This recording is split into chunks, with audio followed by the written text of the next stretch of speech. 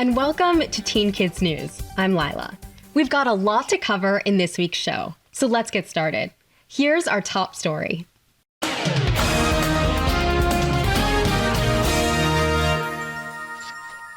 All of us, no matter where we are in the country, all of us have a common shared experience, COVID-19.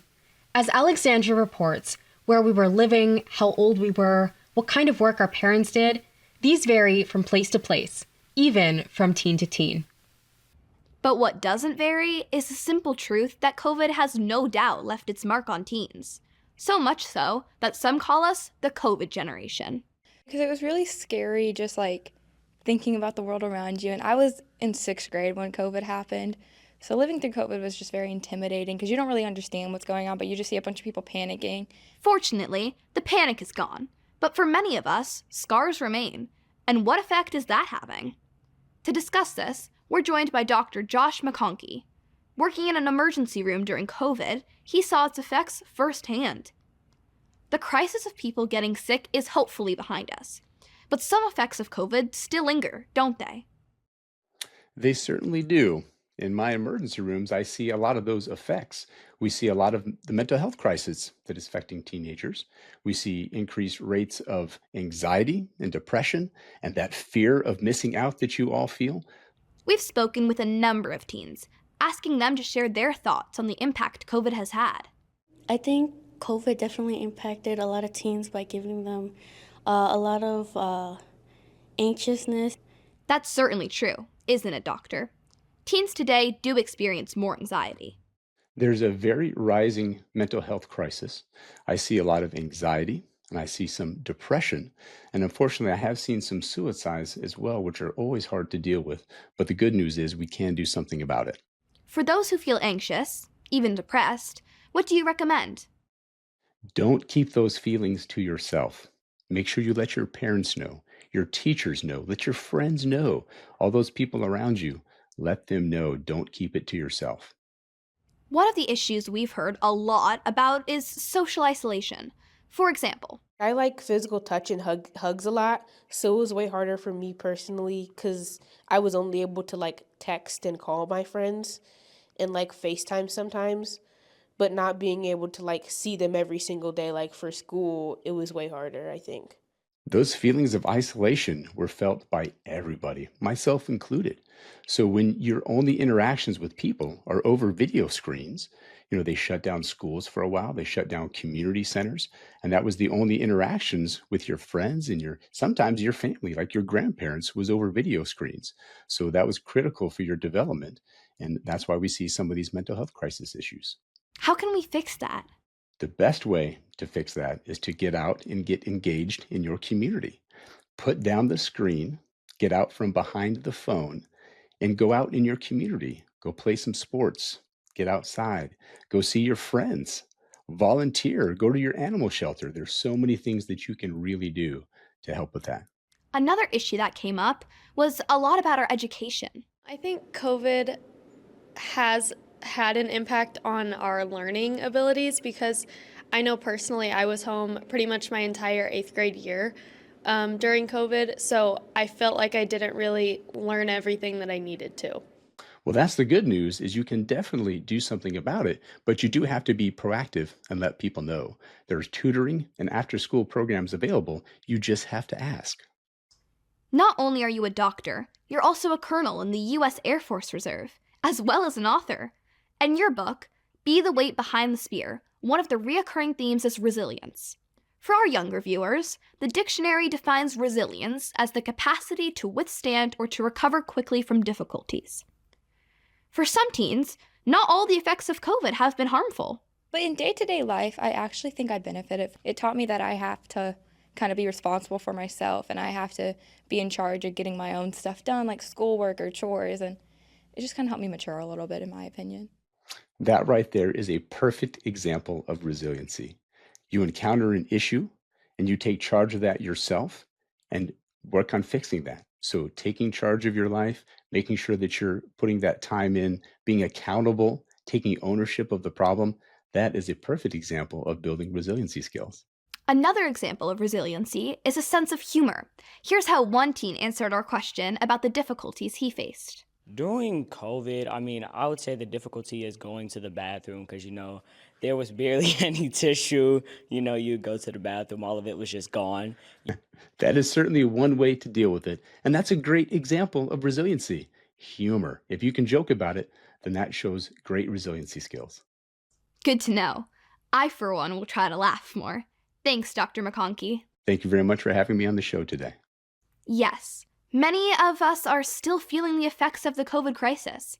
But as we've just heard, the negatives should pass. But if you feel things are still really bad or getting worse, speak to an adult. Help is available. For Teen Kids News, I'm Alexandra. We've got lots more coming up in the show. During this commercial break, take a minute to like, follow, and subscribe to our socials so you never miss out on Teen Kids News. We'll be right back.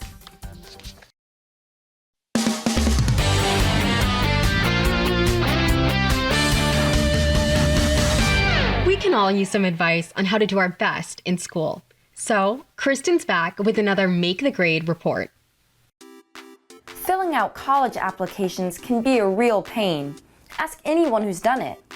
Most will also tell you that one of the hardest parts of the application is writing that personal essay. It requires that you look back on your life and write about something that helped you become the person you are. Problem is, that's not always easy to do. We've all had so many experiences over so many years. It often ends up being a case of not being able to remember any specific situations. So if you're at least a number of months away from applying to college, here's a tip. Keep an essay journal. Whenever you have a special, unusual, or valuable learning experience, make a note of it. Not just the bare facts, but your feelings as well. And do it while those feelings are still fresh. Later on, when that day to fill out college applications finally rolls around, just pull out your essay journal. Rather than having to rack your brains trying to remember events from years past, many of the most meaningful life experiences will be at your fingertips. I'm Kristen, here to help you make the grade. Back in 1972, Charles Duke was training for the Apollo 16 mission to the moon. From having to learn about geology to driving the lunar rover, the training kept him away from his family for long periods. To make up for his many absences, Duke promised his 2 young sons that he'd take them with him to the moon. Of course, he couldn't really do that, but he did do the next best thing. Duke had a family photo taken in their backyard. He then brought that photo with him during his mission. But Duke, the 10th human to walk on the moon, took one giant step more. He left the photo wrapped in plastic on the moon's surface. On the back of the photo was a message. This is the family of astronaut Duke from planet Earth, who landed on the moon on the 20th of April, 1972. In case you're wondering, Duke had gotten permission from NASA to leave the photo on the lunar surface. And it's still there, though probably pretty faded from being exposed to cosmic radiation for more than 50 years. It's amazing how far some dads will go to keep a promise. For Teen Kids News, I'm Jack. We've got to take a short break, and then we'll be back with more Teen Kids News.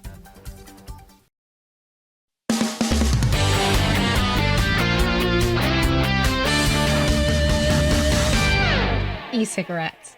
A lot of teens may think they're an okay alternative to regular cigarettes, but as Benjamin reports, they're not. Just so we're all on the same page, what are e-cigarettes? I believe e-cigarettes are electronic cigarettes. Correct. Sometimes referred to as a vape pen, there are 3 parts to an e-cigarette. The vaporizer, that's a tiny heating device. There's the battery, and then there's the cartridge. This holds the liquid that is heated, giving off a vapor that looks like smoke. An e-cigarette is like a cleaner version of a cigarette. I think it's with water vapor. Actually, it's not. Many experts believe that the vapor contains dangerous chemicals, including propylene glycol, which is often used in antifreeze put in cars.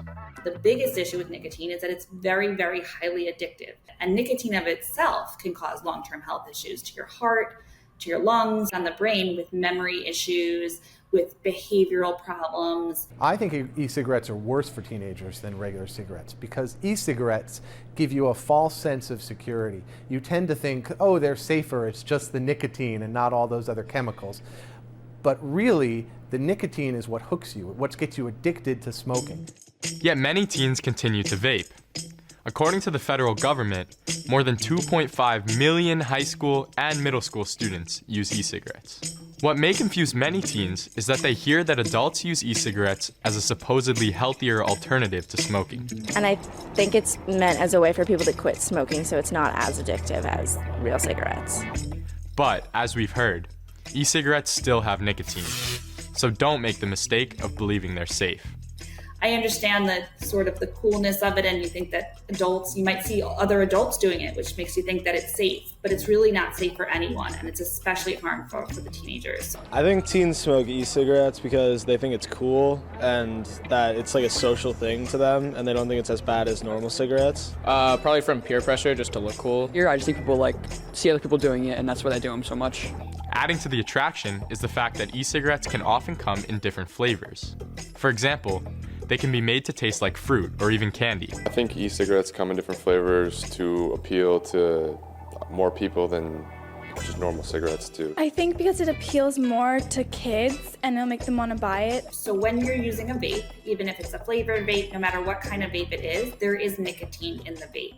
By the way, if you already smoke regular cigarettes, switching to vaping is not the right way to quit.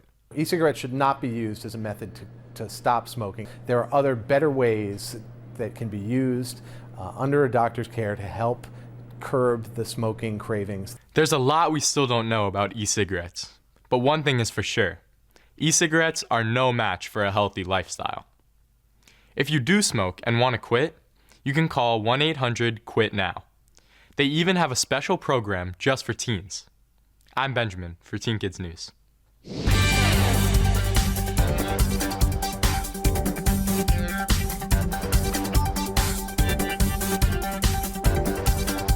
Each week, Teen Kids News showcases a comment sent in by a viewer. So don't be shy. Send us a short note about the show. Please include your first name and the town or city where you live. Then watch for your debut on national TV. We'll be right back with more Teen Kids News.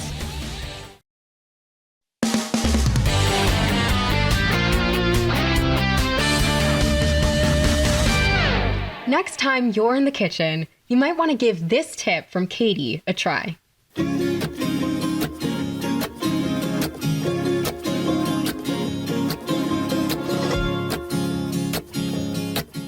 When it comes to food, it's an age-old dilemma. You want to buy the larger containers because you get more bang for your buck. But the larger the size, the more time it takes to eat it all up. And the longer that takes, the greater the chance the food will spoil before you finished it. That's especially true with foods like yogurt and sour cream. Here's a clever way to keep them lasting longer after you've opened them. Put them in the fridge, upside down. That will create a vacuum in the container, which inhibits bacteria growth. Of course, check that the lids fit snugly, or you could end up with an ugly mess. For Teen Kids News, I'm Katie. Driving. It's not just a privilege, it's a responsibility. And to help you drive responsibly, the National Road Safety Foundation produced this video.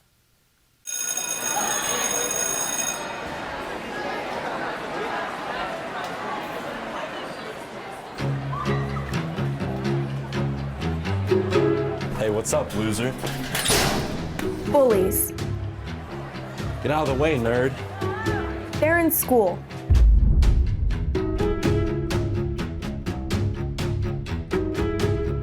Get out of the way, nerd. And they're also on the road. Come on, let's go, let's go. Especially when they tailgate.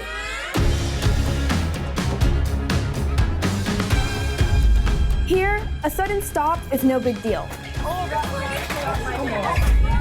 But on the road, tailgating can be deadly. Rear-end collisions cause approximately 2,000 deaths per year. Don't learn by accident. Give yourself a safety cushion. A message from the Wheeling Park High School SAD chapter and the National Road Safety Foundation. Don't miss the other cool videos created by the NRSF. It's easy. Simply like, follow, and subscribe to the National Road Safety Foundation. We'll be back with more Teen Kids News right after this.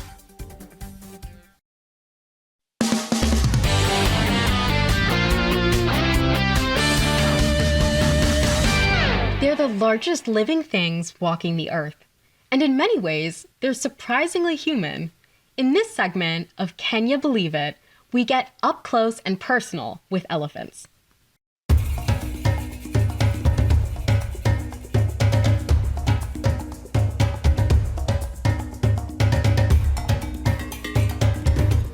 In the shadow of Africa's famous Mount Kilimanjaro stretches Amboseli National Park. People from around the world come here for unforgettable encounters with wildlife that are truly in the wild. And the animal most sought after is the elephant, an animal as remarkable as it is huge. Being just yards away from the humongous beast as it lumbers by is an unforgettable experience. And speaking of unforgettable, it is true that elephants have great memories, and they have many more human characteristics.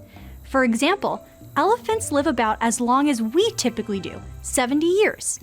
They love water sports, and they display emotions. This certainly looks like it could be a family hug. When elephants are sad, they cry. They're also the only animal, other than us, that mourns for something or someone who has died. They are even said to have a sense of humor. But elephants can also be dangerous when angered. During ancient warfare, they were very much like our modern fighting tanks, used for shock and awe. Most famously, during the Punic Wars, that was the on-again, off-again conflict between Rome, located in what would become Italy, and Carthage, a powerful city on the northern coast of Africa. During the 3rd century BCE, Hannibal ferried 37 elephants to Europe. Then he, his army, and his elephants climbed over the mountainous Alps and invaded the Roman Republic. Despite the frightening size of his war elephants, the Romans didn't back down. Hannibal lost the decisive Battle of Zama. Even as late as the 19th century, the British Army was still using elephants. Their tremendous strength made them into domesticated bulldozers. At Amboseli, hundreds of elephants, some of the largest on the planet, roam the savannah. And they carry their own air conditioning with them. Their ears are large for a reason. When they flap back and forth, they help the elephant to cool off. Males are called bulls, and they live on their own. The herds are made up of only youngsters, called calves, and adult females. The leader of the herd is the oldest female, called the matriarch. Those white birds are egrets, and they help the herd in a couple of ways. In return for getting a free ride, the egrets eat annoying insects that bite the elephants. They also warn the herd if danger is approaching. And elephants are in danger. Poaching has been a problem for centuries. About 20,000 elephants are killed for their tusks every year. Even a protected park like Amboseli isn't completely safe. It's so big, it's difficult to keep an eye on the herds at all times. To be clear, protecting elephants is not just about keeping them around so we can continue to marvel at these marvelous creatures. Elephants play an outsized role in helping to protect our planet. It's quite amazing. Elephants are a keystone species. When they thrive, huge benefits cascade through the ecosystems. Elephants transport plant seeds across landscapes, creating more biodiversity. They also help fertilize plants with key nutrients, making them healthier and stronger. They clear brush through their sheer size and weight and use their tusks to dig for water. This creates watering holes and clears the paths for smaller species to migrate as well. The healthier the elephant makes the environment, the more effective that environment will be storing carbon. In essence, fighting climate change. So protecting elephants, whether here, at Amboseli, or around the world, will help protect our world's environment. I'd call that a win-win. A very big win-win. And speaking of very big, here's an interesting piece of elephant trivia. A common term for something that is very large is jumbo, as in jumbotron, jumbo jet, or my personal fave, jumbo shrimp, which doesn't make a lot of sense when you think about it. Anyway, the word comes from Jumbo the elephant, a much-loved attraction at the London Zoo in the late 1800s. The British were sad when Jumbo was taken to America by his new owner, showman P.T. Barnum. He made the huge elephant the star of his popular traveling circus. Jumbo became so famous that his name began to be used to describe anything that's unusually big, which still doesn't explain why something as small as shrimp would be called Jumbo. For Teen Kids News, I'm Ava. Well, that wraps up our show for this week, but we'll be back with more Teen Kids News next week. See you then.